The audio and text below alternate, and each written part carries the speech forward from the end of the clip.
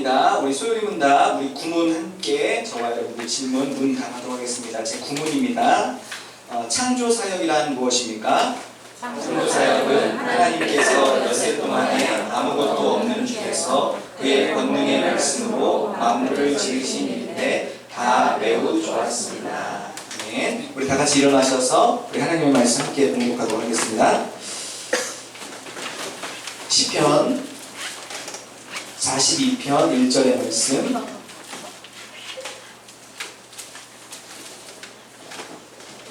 시편 42편 1절의 말씀. 우리 1절에서 5절까지 한번 읽도록 하겠습니다. 1절에서 5절까지 시편 42편 1절에서 5절. 네. 저와 여러분 한 절씩 교독하도록 하겠습니다. 하나님이여 사슴이 시냇물을 찾기에 갈급함같이 내 영혼이 주를 찾기에 갈급하니이다. 내 영혼이 하나님 곧 살아계시는 하나님을 갈망하니 내가 어느 때에 나아가서 하나님의 얼굴을 배울까. 사람들이 종일 내게 하는 말이 내 하나님이 어디 있느냐 하오니 내 눈물이 주야로 내 음식이 되었도다. 내가 전에 성의를 지키는 우리와 동행하여 기쁨과 감사의 소리를 내며 그들을 하나님의 집으로 인도하였더니 이제 이 일을 기억하고 내 마음이 기억했습니다. 내 영혼아 내가 어찌하여 낙심하며 어찌하여 내 속에서 불안해하는가. 너는 하나님께 소망을 두라. 그가 나타나 도우심으로 말미암아 내가 여전히 1절 다시 한번 한 목소리로 공독합니다. 하나님이여 사슴이 시냇물을 찾기에 갈급함같이 내 영혼이 주를 찾기에 갈급하니이다. 아멘. 감사합니다. 계시고 드리겠습니다. 하나님 아버지 감사드립니다. 이 시간 하나님께서 우리 가운데 임재하여 주시옵소서. 목마른 사슴 시냇물을 찾듯이 우리 영혼이 주를 찾기에 갈급합니다. 하나님 우리에게 와주시고 우리에게 임재하여 주시고 우리가 하나님과 만나는 모든 장애물들을 거둬주시고 우리에게 전하는 자 듣는 자 우리 모두에게 하나님의 은혜를 부어 주시옵소서. 예수님의 이름으로 기도드렸습니다. 아멘. 영상 하나 보고 하겠습니다. 중독은 내면에 굉장히 큰 고통이 있다고 보시면 됩니다. 그 고통이 느껴지기 때문에 그 고통을 마비시키는 그 목적이 있습니다. 중독적 행위나 물질을 선택하는 데 있어서는 그 고통이 너무 크기 때문에 그 외적 자극을 통해서 그 고통을 감소시킨다. 그래서 우리가 예를 들어 소변이 외롭다는 자극을 받았다고 생각해 봅시다.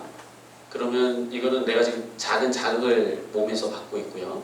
근데 내 앞에서 교통사고가 크게 났어요. 그러면 소변이 매려울까요? 안 매려울까요? 안 매렵죠. 왜냐하면 더 큰 자극이 나에게 왔기 때문에 그렇습니다. 그래서 내 내면의 고통이 느껴지는데 이 고통을 느끼지 않기 위해서 가장 자극을 주는 방식, 술을 마신다거나 성적인 그 자극을 갖는다거나 또는 도박을 통해서 그 자극을 계속해서 불러일으킨다거나 마약, 기타 등등 모든 중독적 행위들이 실제는 자기 내면의 어떤 고통을 감추기 위한 하나의 방어적 행동이다. 이렇게 보시면 되겠습니다. 그러면 그 내면의 고통은 어떻게 생기는가? 이 내면의 고통은 우리가 어린 시절에서부터 양육 가운데서 만들어지기 시작합니다. 그래서 중독은 커서 생기는 게 아니에요. 어린 시절에 이미 내면의 고통, 이 고통은 큰 테두리에서 얘기한다면 사랑받지 못함. 이 사랑받지 못함이 한 개인에게 있어서는 굉장히 고통스럽게 만듭니다. 그러니까 사랑을 받지 못하면 인간은 이렇게 생각합니다. 나는 쓰레기야. 나는 별 볼 일 없는 사람이야. 난 무능해. 난 가치 없는 사람이야. 자, 이런 생각들이 자기 내면에서 고통을 불러일으킵니다. 굉장히 고통을 불러일으키기 때문에 없애려고 한다는 것이죠. 게임 중독자들한테 물어봅니다. 당신은 왜 게임을 하십니까? 이렇게 물어보면 게임 중독자들이 재밌어서 합니다 이러면은 정말 게임 중독은 아니에요. 게임 중독에 노출되어 있는 아이들이나 성인들한테 물어보면은 그 중독자는 이렇게 얘기합니다. 그냥 한다는 거예요. 그냥. 왜 우리들이 중독자에 빠진 그 사람들이 그냥 게임을 할까? 게임을 통해서 감각을 마비시키기 때문에 그렇습니다. 그 감각을 마비시켜 놓으면 자기 내면에서 올라오는 자기의 왜곡된 신념들을 순간적으로 차단할 수 있어요. 그렇게 차단함으로 인해서 그것을 일시적으로 없애버리는 거죠. 네, 감사합니다. 네, 그 1991년도에 뉴욕의 작은 마을에 이제 요양원에 있었던 일입니다. 80명 정도의 노인들, 중증 장애인들이 있었는데 상당수가 치매를 앓았다고 해요. 그 노인들은 이제 가족들, 그 다음에 또 직원들, 또 서로에게 또 세상으로부터 이제 단절돼서 요양원에 지금 들어와 있는 것입니다. 그곳에 이제 어떤 의사가 부임해요. 빌 토머스라는 의사가 부임합니다. 그 노인들이 세 가지 병을 앓으며 죽어갔다라고 이야기했다라고 해요. 그 뭐냐, 권태로움, 그리고 외로움, 무기력함, 이것으로 죽어간다는 것을 인지를 했다고 합니다. 이 의사가 환자들을 유심히 살펴보다가 토마스가 그들에게 지금 필요한 것은 보호가 아니다. 그들에게 필요한 것은 생명과의 연결이다 라는 결론을 이 의사가 내렸다고 해요. 크리스찬인지 아닌지 모르겠지만, 그래서 그는 요양원 원장을 비롯해서 관리자들 방마다, 그리고 이 요양원에 있는 방마다 식물을 심자고 제안했고 강아지와 고양이와 새들을 들여오자고 이야기했다고 합니다. 그래서 그 관리자들이 개 2마리, 고양이 4마리, 새 100마리를 들여오더라고 해요. 그러면서 그 많은 동물들이 있으니까 그 요양원이 이제 막 이제 혼란이 벌어진 거예요. 혼란이 벌어졌는데 그런데 그 노인들이 그 모습을 보면서 우르르 달려나오고 이 그 의사도 그 토마스도 배꼽을 잡고 이제 막 웃었다고 합니다. 아툴 가완디라는 사람이 어떻게 죽을 것인가라는 그 책에서 이 이야기를 소개하면서 요양원 환자들이 이 일들을 통해서 엄청나게 변화했다라고 말합니다. 도저히 말을 할 수 없다라고 생각했던 사람들이 말을 하기 시작했고, 걷지 못해서 방에만 틀어박혀 있던 사람들이 개를 데리고 나와서 산책을 하기 시작했고, 사망률이 15%로 떨어졌고, 사용되는 약물 비용이 절반 이하로 떨어졌다고 합니다. 그러면서 저 토마스 박사가 이 실험을 에덴 대안이라고 이름을 붙이고 이렇게 말했다고 합니다. 에덴 동산으로 돌아가자. 인류가 돌보라고 명령을 받았던 그 영광스러운 혼란으로 돌아가자. 사람이 혼자 사는 것이 좋지 아니하니 라는 말씀으로 돌아가자, 이렇게 이야기했다라고요. 그러면서 이제 저도 이걸 찾아보면서 에덴 대안을 보니까 저 치매 환자나 뭐 이런 거에 저 어떤 그 프로젝트를 사용해서 쓰는 글들이 많이 있더라고요. 보니까 어쨌든 그렇습니다. 사람은 생명에게 연결되고 싶어하는 그 본성이 있죠. 우리는 서로 연결될 때 살고 사실은 단절될 때 죽음을 경험합니다. 근데 실제로 어떤 물리적 죽음이 아니라 정서적 죽음을 경험하죠. 서로 간에 누군가와 연결될 때 우리는 우리 영혼이 살아나는 것을 느끼고, 그리고 누군가와 단절될 때 우리는 그 죽음과 같은 것을 느끼죠. 그리고 우리가 조금 더 다른 표현을 하자면 우리는 관계적 존재다. 서로 사랑하기 원하고, 서로 사랑받기 원하고, 존재 자체를 수용받기 원하는, 우리 사실 그런 존재들이라는 거죠. 우리가 그걸 다니든 안 다니든 이거는 우리 본성적으로 느끼는 것입니다. 중독의 이유를 우리가 명쾌하게 설명하기는 어렵지만 결핍, 그리고 아까 우리 김현근 박사라는 분인데, 그분은 그분이 말한 그 고통이라는 것은 우리가 고통스럽다 느끼는 게 아니라 무의식적인 고통인 거예요. 무의식적인 고통이기 때문에 무의식적으로 뭔가로 어떤 행동으로 지금 이렇게 치환하려고 하는 겁니다. 어쨌든 그 고통, 현실에 대한 그 고통에 대한 도피, 행복에 대한 추구, 결국은 이 현실에 대한 불만족인 거죠. 그래서 이 현실이 불만족스럽기 때문에 결핍이 있고 고통스럽고 불행하기 때문에 다른 어떤 것들로 그것들을 마비시키거나 채워보려고 하는 시도들로 이제 중독이 이제 연결된다는 거죠. 우리 안에 그런 결핍과 목마름이 있고 행복해지고 싶은 그 추구가 이제 더 빠르고 더 강렬한 어떤 자극을 통해서 채워지기 원하면서 이제 중독으로 이렇게 시스템으로 넘어가는 것입니다. 성경을 가만 보니까 성경은 우리의 부족의 반대말은 만족함이죠. 만족함, 채워짐, 이런 것들을 어떤 물질이나 환경의 문제가 아니라 관계의 문제다, 이렇게 말하고 있어 보여요. 우리 바울이 감옥에 갇혀있던 상황에 빌립보 교회라는 교회에 편지를 하면서 이렇게 이야기합니다. 빌립보서 4장 11절까지만, 11절 보이는 친구들 다 같이 한번 읽어보겠습니다. 시작. 내가 궁핍함으로 말하는 것이 아니니라 어떠한 형편이든지 나는 자족하기를. 바울이 지금 감옥에 갇혀 있는 상황인데 내가 어떤 형편에 있든지 자족하기를 배웠다고 말해요. 그러면서 풀어서 그 다음에 설명합니다. 내가 가난할 때든지 내가 부자일 때든지 내가 배부를 때이든지 내가 배고플 때이든지 내가 어떤 상황에 처할 때에도 내가 그 어떤 상황에도 처할 줄 아는 일체의 비결을 배웠다. 그러면서 우리 13절 말씀이 등장하는데 13절 우리 보이는 친구들 다 같이 한번 읽어보겠습니다. 다 같이 시작.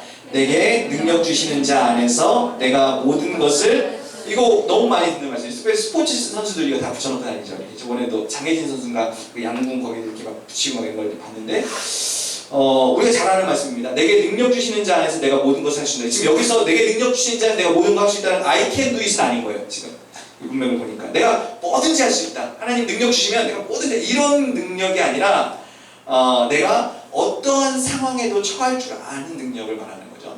내가 좋은 상황에서도 만족할 수 있고 내가 나쁜 상황에 와서 만족할 수 있는 그 능력을 말하는 것입니다. 그 능력이 어떻게 가능하다? 내게 능력을 주시는 자 안에서 가능하다. 내게 능력 주신 자는 예수님입니다. 예수님으로 인하여 나는 어떤 상황에서도 만족할 수 있다. 사도 바울이 지금 그 얘기를 감옥 가운데서 하고 있는 거죠.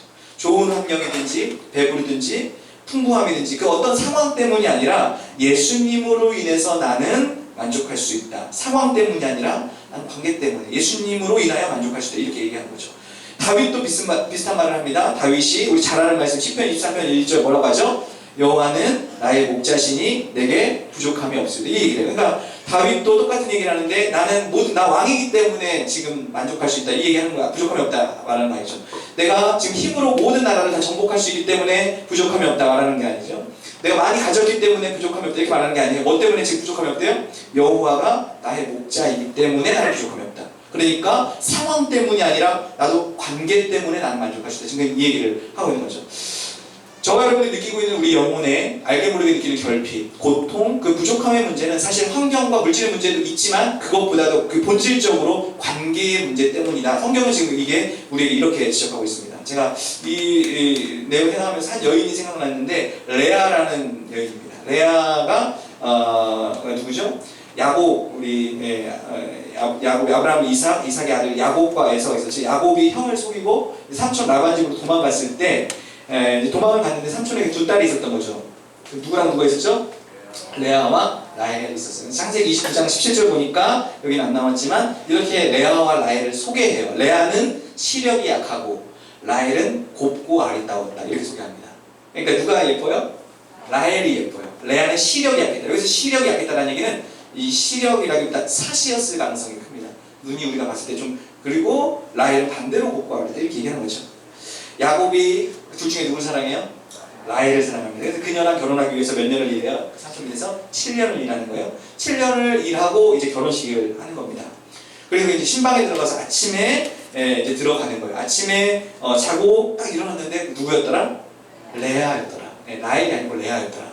그러니까 라반이 속인 거예요. 라헬을 7년 동안 일하고 라헬과 결혼시켜야 되는데 레아와 이게 잠자리를 갖게 하고 일어나 보니까 이제 아침이 돼 보니까 레아였던 깜짝 놀라는 거죠. 라헬은 아마 많은 사람들의 사랑을 받을 만큼 예뻤던 것 같아요. 그런데 레아는 아무도 그 남자들이 눈길을 주지 않았던 것 같습니다. 야곱도 황당하지만 야곱의 기분이 어땠을까요? 딱 보자마자 뭐야? 이렇게 했겠죠. 야곱도 황당하지만 그 야곱을 바라보는 레아의 심정은 어땠을까? 자기를 거절하는 그 레아의 심정. 남자들은 자기한테 눈길도 주지 않고 고대 시대에 아이를 낳아야지 이게 그 어떤 유일한 꿈인데 그 문화 속에서 자기는 정상적인 결혼을 할 수 없고 동생의 약혼자를 속여서 아이를 가질 수밖에 없는 레아의 심정. 야곱이 어떻게 행동해요? 딱 보고 놀란 다음에 창세기 29장 30절에 이렇게 얘기합니다. 그가 레아보다 라헬을 더 사랑하여 7년 동안 라반을 섬겼더라 얘기합니다. 레아랑 했는데 이거 무효. 7년 동안 다시 섬겼고 라헬하고 다시 결혼한 거예요. 7년 더 일하는 거예요. 이러한 무시와 냉대를 레아가 받는 겁니다. 그러면서 하나님께서 이 레아의 태를 여시는 거예요. 당시 이 여성에게는 이 출산이 정말 모든 것이라 하는 만큼 그 당시죠. 그 당시 중요한 문제입니다. 레아를 하나님이 긍휼히 여기셔서 이제 자녀를 주시는 거예요. 아들을 낳습니다. 아들을 낳아요.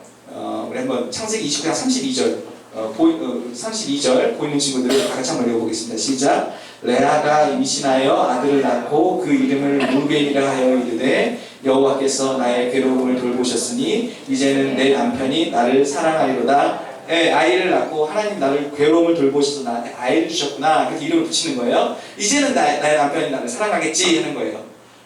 이제는 이 아기를 낳았으니까 나를 좀 쳐다보겠지 하는 거예요. 네, 하지만 야곱은 여전히 레아를 사랑하지 않는 것입니다. 그러면서 레아가 두 번째 아들을 낳고 이제 이름은 시므온이라고 짓습니다. 우리 창세기 29장 33절 다 같이 시작. 그가 다시 임신하여 아들을 낳고 이르되 여호와께서 내가 사랑받지 못함을 들으셨으므로 내게 이 아들도 주셨도다 하고 그 이름을 시므온이라. 첫째 르우벤을 낳고 하나님이 나에게 아들을 주셨으니까 남편이 나를 사랑하겠지. 둘째를 낳는데도 이 남편이 나를 사랑하지 않고, 근데 셋째를 낳는 거예요. 셋째 아들을 이름을 레위로 짓습니다. 29장 34절 말씀 다 같이 시작. 그가 또 임신하여 아들을 낳고 이르되 내가 그에게 새 아들을 낳았으니 내 남편이 지금부터 나와 연합하리로다 하고 그의 이름을 레위라. 레위 뜻이 연합이죠. 그게 무슨 뜻이냐면 누구랑 연합이냐면 남편과의 연합을 고대하는 거예요. 이 연합이라는 다른 것이 아니라 이제는 나의 남편이 나를 사랑하겠지. 셋째까지 낳는데 셋을 낳았는데 이제 나를 사랑하겠지. 그 남편과 연합이라는 말은 사랑받고 싶은 거죠. 사랑받고 싶은 그 레아의 그 마음이 느껴지는 거죠.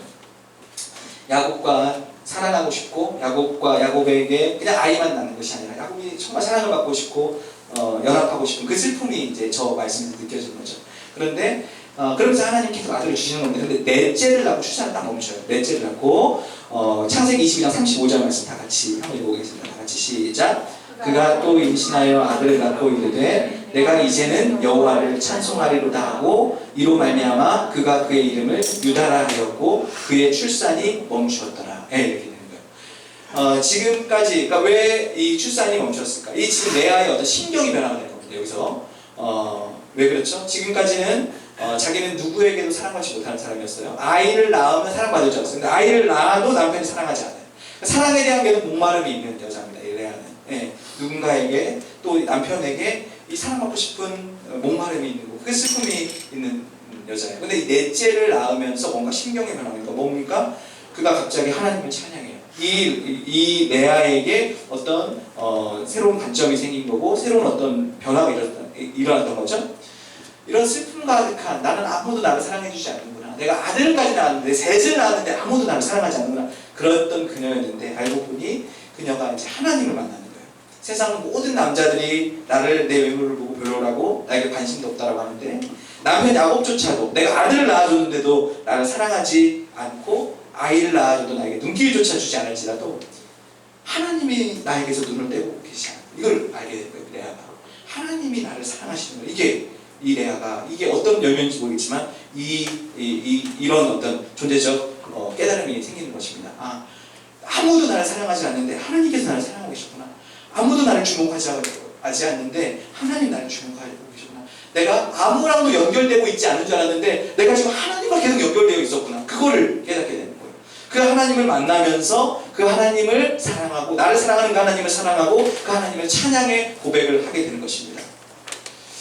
레아의 결핍을 해결하는 것은 그 야곱의 사랑이 아니라 이 하나님과의 관계가 회복될 때 그 목마름이 지금 이제 레아의 목마름이 해결된 것입니다. 어떤 분이 했던 말이 있어요. 어떤 분이 이런 말을 했습니다. 성적 만족을 위해서 사창가를 헤매고 있다는 것은 그 사실 하나님을 찾아 헤매고 있는 것이다. 저 이 말이 너무 확 와서 사창가를 헤매고 있는 것은 사실 하나님을 찾고 있는 것이다. 오늘 우리가 나눠야 될 키워드 바로 이것입니다. 뭐냐면 이 앞에다가 뭐를 넣더라도 이 앞에 이 수식어구에 뭐를 넣더라도 내 결핍을 위해서 내 행복을 위해서 내 만족을 위해서 내가 지금 무언가를 계속해서 찾아고 헤매고 있는 그 모습은 사실 우리가 하나님을 찾아 헤매고 있는 것이다. 오늘 본문이 바로 그 말씀입니다. 오늘 본문 시편 42편 1절 말씀이었는데 우리 다 같이 한번 읽어보도록 하겠습니다. 다 같이 시작. 하나님이여 사슴이 시냇물을 찾기에 갈급함 같이 내 영혼이 주를 찾기에 아래 쉬운 성경으로 써 있는데 한번 또 보이는 친구들 한번 읽어보고 제가 읽어보겠습니다. 시편 41편 1절 쉬운 성경. 목마른 사슴이 시냇물을 찾아 헤매이듯이 오 하나님이시여 내 영혼이 주를 찾아 헤매입니다. 예, 이 고대 근동에서 이 사슴이 목이 마른 것은 우리가 단순히 그냥 목말라 오늘 목마른데 물 한 줄 이 개념이 아니라 막 정이성을 잃을 정도로 이 막 침을 흘리면서 이 사슴이 물을 찾는다는 거 그렇게 갈급하게 찾는다는 거 강력하게 타는 듯한 목마른 이 사슴이 그 사막 지역에서 물을 찾는다는 것은요 미친 듯이 물을 찾아 헤매고 물을 발견하면 막 미친 듯이 이제 물을 마신다라고 해요. 근데 시인이 이 목마른 사슴이 시냇물을 찾아 이 사슴이 시냇물을 찾아 이렇게 막 정신없이 미친 듯이 물을 찾아 헤매이듯이 누가 누구를 찾아 헤매인다? 내 영혼이 하나님을 찾아서 헤매고 있다. 지금 이 얘기를 하고 있는 것입니다. 저와 여러분들 우리 마음에 우리 영혼에 채우고 싶은 어떤 형체를 알 수 없는 어떤 목마름이 있다라면 그래서 그 어떤 그것들을 그 고통을 잠재우고 아까 김영근 박사처럼 그 무시적인 고통을 마비시키기 위해서 혹은 내 영혼의 어떤 만족함 그 갈급함을 채우기 위해서 혹은 내가 더 큰 행복을 찾아서 지금 추구하기 위해서 우리가 어떤 사람은 술에 어떤 사람은 포르노에 어떤 사람은 쇼핑에 어떤 사람은 성공에 어떤 사람은 도박에 어떤 사람은 스마트폰을 찾아 지금 계속 헤매이고 있다면 사실 그것은 우리 영혼이 하나님을 찾아 헤매고 있다는 사실. 지금 하나님을 향한 타는 목마름이라는 사실을 우리가 기억했으면 좋겠습니다. 중독에 대한 부분을 여러분들이 유튜브나 어디를 검색해보면 딱 나오는 호르몬이 하나 딱 있어요. 그거 뭔지 아세요? 혹시? 도파민이라는 호르몬이 등장합니다. 도파민이 주는 어떤 그 자극인 거죠. 행복 호르몬에 이전에 한번 얘기 나눈 적이 있는데 행복 호르몬 4종류가 있다고 해요. 엔돌핀, 도파민, 세라토닌, 옥시토신이라는 호르몬이 있다고 해요.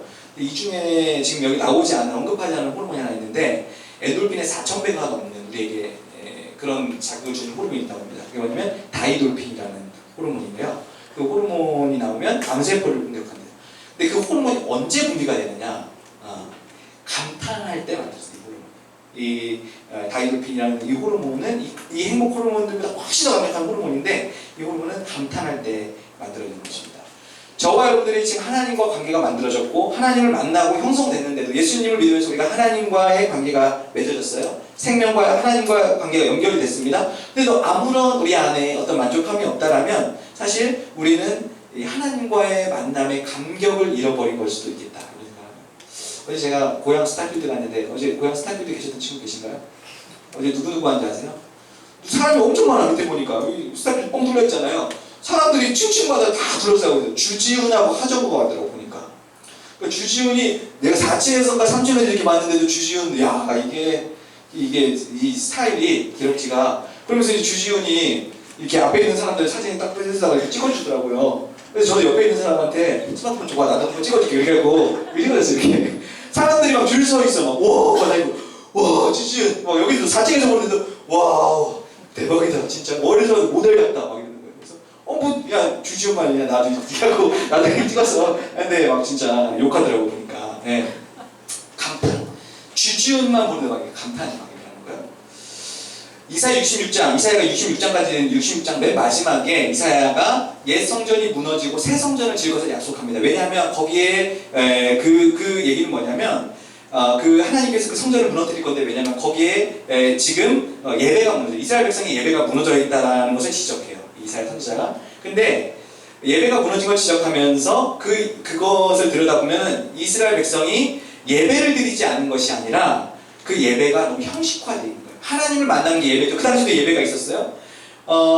예배가 너무 형식화되어 있는 거예요. 예배가 무너지니까 삶이 무너지는 거예요. 그런데 그 원인을 잘 들여다보니까 예배의 뭐 정성이 부족한 재물의 이 문제는 다 떠나서 본질적으로 그 안에 하나님과 교제하게 된 감격을 잃어버린 것. 네, 그것이죠. 이사야가 하나님의 천지 만물을 지으신 하나님과 우리가 관계가 연결돼서 그 하나님과 우리가 나가고 있는데 그 감격을 잃어버린 거예요. 예배는 이미 드리고 있어. 근데 예배는 다 무너졌더라고 지금 하나님이 평가하는 거야. 왜? 하나님 만난 감격을 다 잃어버린 거죠. 우리가 하나님을 만나고 우리가 하나님과 교제하게 되고 그리고 그 하나님과 그 간격이 회복되면 그 도파민을 뛰어넘는 그 다이돌핀이 나오는 것이죠. 저와 여러분들 우리 안에 알게 모르게 우리가 의식하든 의식하지 않든 우리 안에 우리 영혼의 목마름들이 있습니다. 그런데 그래서 그 그 목마름 때문에 하고 있는 모든 중독적 행위는 사실 하나님을 찾고 있는 행위다라고 우리가 한번 생각해 봤으면 좋겠습니다. 여러분, 끊으려고 해야 되는 것이 아니라 하나님을 만날 때 회복이 시작되는 거예요. 끊으려고 하는 것이 아니라 예수님을 사랑할 때 회복이 시작되는 거예요. 우리가 하나님과의 관계가 회복됐다면 그 교제로 인하여서 우리가 감탄, 우리의 그 감동이 하나님께서 우리가 기도하면서 그 감동이 회복될 때 우리 부족한 마음에 그 만족감을 보는 그 회복이 시작되는 것입니다. 저와 여러분들이 하나님을 만나고 또 하나님을 만났는데도 우리 안에 여전히 그 목마름이 있다면 하나님께서 우리가 하나님과 교제하게 된 그 감격이 우리 안에 회복되는 저와 여러분들 되시기를 예수님의 이름으로 축원합니다. 우리 찬양하고 말씀하겠습니다.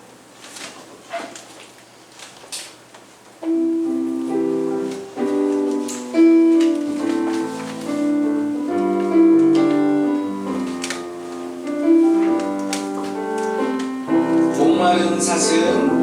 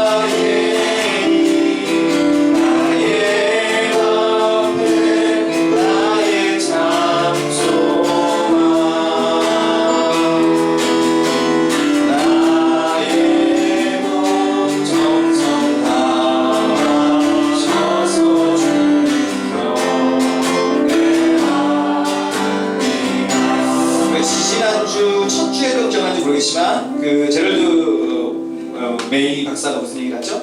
95% 세상의 모든 사람 95% 중독에 걸려있다. 그런데 나는 5%의 사람을 보지 못했다. 그 너무 뛰어넘어지는 모두가 중독자. 우리가 하나님을 떠난 모든 죄인이 바로 중독에 걸려 넘어지기 쉬운 너무나 더 연약한 우리들입니다. 저와 여러분들을 자책하는 것이 아니라 우리가 이런 기도를 했으면 좋겠어요. 하나님 아버지, 우리가 어떤 그것을 반복하고 강박적이고 어떤 이런 것들이 있다면 하나님 끊게 해주십시오. 이 기도보다 우리에게 더 필요한 기도가 있다. 바로 오늘 우리 말씀을 통해서 하나님 이거를 끊기보다 내가 지금 이것에 목말라서 헤매 있는 것은 사실 하나님을 찾아 지금 헤매고 있군요. 하나님, 내 영혼이 하나님을 만나기 원합니다. 저와 여러분들이 하나님, 내가 하나님을 만나기 원합니다. 하나 더, 하나님, 내가 하나님과 교제하게 된 그 감격이 있었으면 참 좋겠습니다. 이 온 천지를 만드신 그 하나님 앞에 내가 나와서 하나님을 만나러 이 예배에 나온다는 그 감격이 내 안에 회복됐으면 좋겠습니다. 우리가 여러 가지 끊어야 되는 노력도 분명히 필요하지만 그보다 먼저 바로 우리가 이 기도들을 한번 해봤으면 좋겠습니다. 저와 여러분들의 자리에서 여러 가지 여러분들이 내가 알면서도 넘어지고 있는 여러 가지 문제들이 있다면 하나님 아버지 그걸 끊게 해주세요. 하나님 그것을 안 하게 이거 전에 하나님 내가 하나님 만나게 해주세요. 하나님 내가 하나님 만난 그 감격이 내 안에 회복되게 해주세요. 그 기도를 우리가 먼저 하고 그 다음 기도를 했으면 좋겠습니다. 다 같이 한번 기도하시고 제가 기도하고 마무리하겠습니다.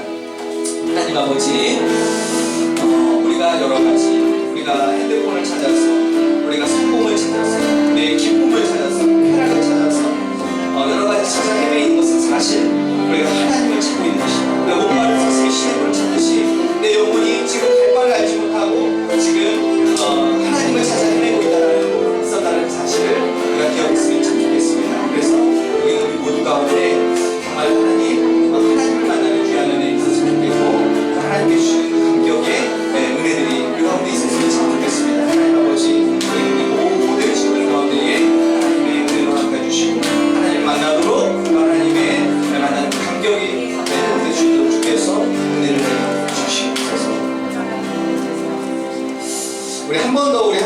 믿으시면 기도했으면 좋겠습니다. 우리 돌아온 주 말고 그 다음 주에 이제 우리 수련회를 가게 되는데, 수련회를 진행하는 쉐이커스 팀과 우리 선생님들과 또 캠프 강사님들과도 우리가 또 여러 가지 행정적으로 준비해야 될 그런 일들이 있는데, 하나님께서 은혜를 내려주시고 또 그 가운데 정말 놀라운 하나님의 은혜들이 부어질 수 있도록, 또 하나님께 영광 받을 수 있도록 우리 다 같이 한번 그 캠프를 놓고 한번 기도했으면 좋겠습니다. 같이 기도하겠습니다. 하나님 아버지, 우리 다음 주에 이제 우리 함께 쉐이커스 캠프에 이제 참여하게 되는데, 하나님 아버지 좋은 은혜들이 있지만 그 가운데서 우리가 정말 하나님께서 그 시간에 그 가운데 임재하여 주시고 인하여서 그 가운데 정말 하나님의 은혜를 맛보는 귀한 일들이 중국에 있었으면 참 좋겠습니다. 그 가운데 주시는 하나님의 은혜와 하나님의 주시는 기쁨과 성령의 충만함을 가지고 우리가 이 여름에 이 후반기를 잘 살아낼 수 있도록 그래서 그 가운데 역사하여 주시옵소서. 준비하는 팀 위에, 강사님 위에 하나님께서 은혜 주시고, 또한 우리 교회에서 준비하는 모든 일들이 하나님의 은혜 안에 수고롭게 이렇게 잘 지낼 수 있도록 주께서 도와주시옵소서. 하나님 아버지, 내 영혼에 내가 왜 그런지 모르겠는데 그냥 핸드폰을 찾아 헤매이고, 그냥 야동을 찾아 헤매이고, 그냥 쇼핑을 찾아 헤매이고, 그냥 사람을 찾아 헤매이고, 그냥 인스타를 찾아 헤매이고, 그냥 해왔던 것들, 하나님 아버지, 사실 그 헤매임은 그것을 향한 헤매임이 아니라 난 사실 지금 하나님을 찾고 있었던 내 영혼의 목마름이었다는 사실이 기억됐으면 좋겠습니다. 그래야 해서 우리 여기 있는 우리 모두가 그 어떤 것들을 끊으려고 노력하기 이전에 내가 하나님을 만날 수 있도록, 내가 지금 내 영혼이 하나님을 찾아 헤매고 있는데 내 영혼이 정말 하나님을 만날 수 있도록 주께서 은혜를 내려주시고, 우리가 하나님을 만나는 감격을 잃어버렸다면 우리가 저 하나님을 만나러 들어오는 예배의 자리, 하나님께 기도하는 그 자리 가운데에 이 하나님과 내가 교제할 수 있게 됐다라는 놀라운 그 은혜와 감격이 우리 안에 시작될 수 있도록 주께서 은혜를 내려 주시옵소서. 우리 너무 연약하여서 중독에 너무 모두가, 여기 있는 우리 모두가 다 노출되어 있지만 그것이 좌절하여 넘어지는 것이 아니라 날마다 그럴 때마다 하나님을 만나고 하나님께 주시는 힘과 은혜와 감격으로 하루하루를 버티고 살아갈 수 있는 우리가 될 수 있도록 주께서 은혜 내려 주시옵소서. 하나님 아버지, 우리가 이제 다음 주에 쉐이커스 캠프에 참여하게 되는데, 준비하는 캠프 팀 위에 하나님께서 은혜 내려주시고 또 참여하시는 모든 선생님들과 또 강사 목사님들 하나님 붙들어 주시고, 우리가 교회에서도 준비해야 될 모든 것들 위해 하나님의 은혜 안에서 잘 준비되어서 성령으로 인도함을 받고 성령의 충만함을 얻고 또 성령을 통하여서 놀라운 은혜와 만족함과 기쁨을 얻는 하나님께 영광 돌리는 수련이 될 수 있도록 주께서 인도하여 주시고 축복하여 주시옵소서. 우리 사랑하는 친구들, 여름방학 이제 시작됐습니다. 여름방학의 안전을 지켜주시고 또 영혼의 안전을 하나님께 지켜주시고 하나님께 주시는 은혜와 또 쉼을 얻는 귀한 방학이 될 수 있도록 축복하여 주시옵소서. 감사드리며 예수님 이름으로 기도드렸습니다. 아멘. 이제는 우리 주 예수 그리스도의 은혜와 하나님 아버지의 사랑과 성령님의 교통하심이, 하나님께서 사랑하시는 성령교회 중등부 모든 성도들 머리 위에 이제로부터 영원까지 함께 있을지어다. 아멘.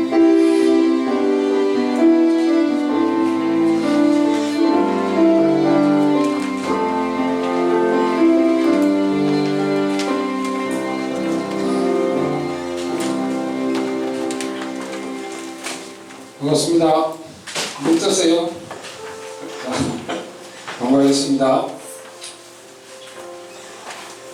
중국 여름 캠프 쉐이커스 캠프가 8월 3일 이번 주, 다음 주 아니죠, 그 다음 주 복금토 이렇게 진행됩니다.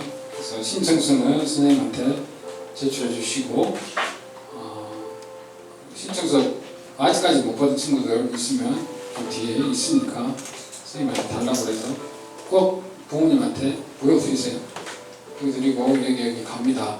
잘 부모님께 우리가 또 중등부에서 이렇게 문자로 어제도 보냈으니까 내용 보시고 참석할 수 있도록 경기도 화성 장안대학교에서 합니다.